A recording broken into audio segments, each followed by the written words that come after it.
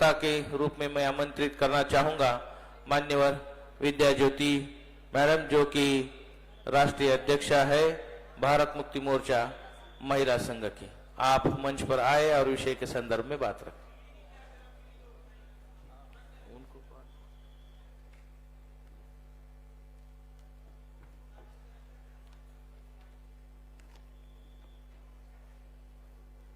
कुछ कहने से पहले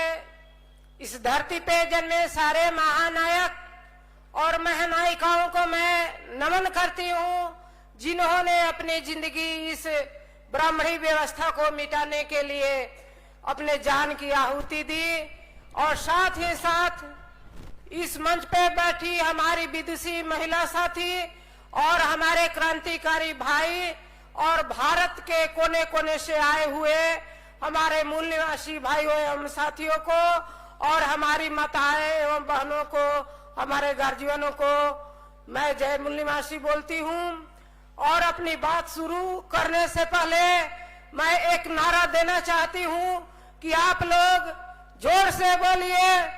जय मूल निवासी, जय मूल निवासी, जय मूल निवासी। साथियों,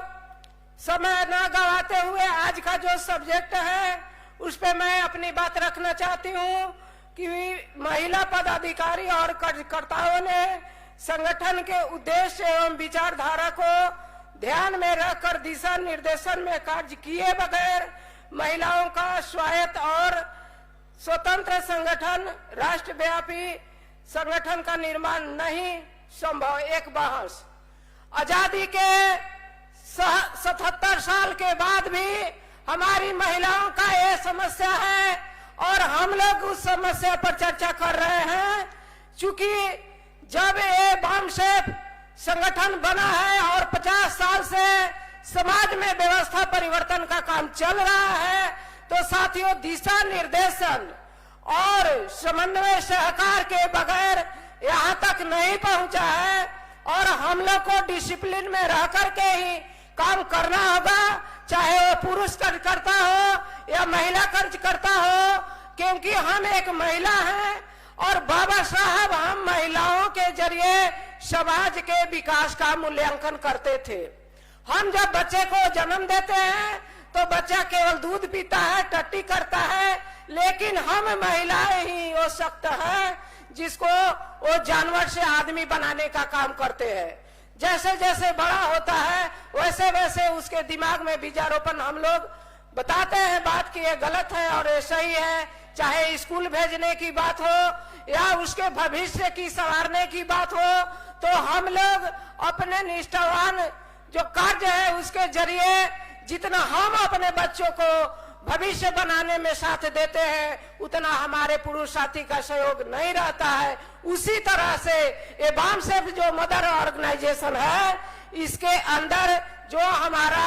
ऑफशूट संगठन सारा बना हुआ है, उसमें हम लोग को दिशा निर्देश यानी बामसेफ के द्वारा हमारे जो शीर्ष नेतृत्व माननीय बावन मेश्राम राष्ट्रीय अंतर्राष्ट्रीय अध्यक्ष जी हैं, उनके दिशा निर्देशन में रह करके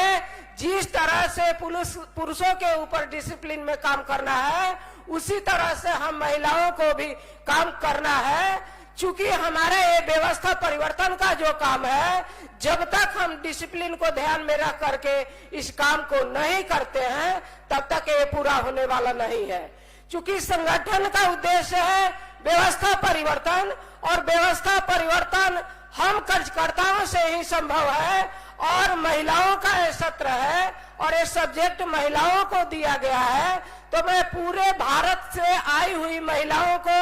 मैं आह्वान करना चाहती हूँ कि जिस तरह से घर में आप बच्चे, पति और सारे परिवार को एक साथ ले करके और घर का एक डिसिप्लिन मेंटेन करती हैं कि इतना बजे नाश्ता, इतना बजे खाना और स्कूल भेजना, उसी तरह से बामसेफ के अंदर जो उच्च शीर्ष का नेतृत्व है उसके द्वारा जो हमको काम करने का जो मिलता है उसी के आधार पर हम लोग को करना है। क्योंकि जब हम लोग जो बामसेफ के अंदर अनेकों संगठन बना है और सारे लोग अपने अपने हिसाब से काम करेंगे तो हमारा आंदोलन सफल नहीं होगा। और ये महिला का सत्र है, मैं पुरुषों से निवेदन करना चाहती हूँ कि महिलाओं का जो ये संगठन राष्ट्रव्यापी बना हुआ है, राष्ट्रीय मूल निवासी महिला संघ, भारत मुक्ति मोर्चा, छात्रा विंग, बहुजन क्रांति मोर्चा महिला विंग, पार्टी की बीएमपी की महिला विंग, हमको इस चीज को सीखना होगा कि बुद्धा काल के बाद में, यानी 2500 वर्ष के बाद बामसेप ने हमको राष्ट्रीय स्तर का मंच दिया है, तो इससे हमको सबक लेना होगा कि बुद्धा का हम यदि लड़ाई देखते हैं तो 2500 वर्ष पहले जो भिक्षु संघ बना, उसमें महिलाओं के लिए भी भिक्षुणी संघ बना और महिलाओं को पूरे भारत में साथ सहयोग लेकर के हमारे गौतम बुद्धा ने व्यवस्था परिवर्तन का लड़ाई लड़े और वो सुचारू रूप से उसमें सफल हुए।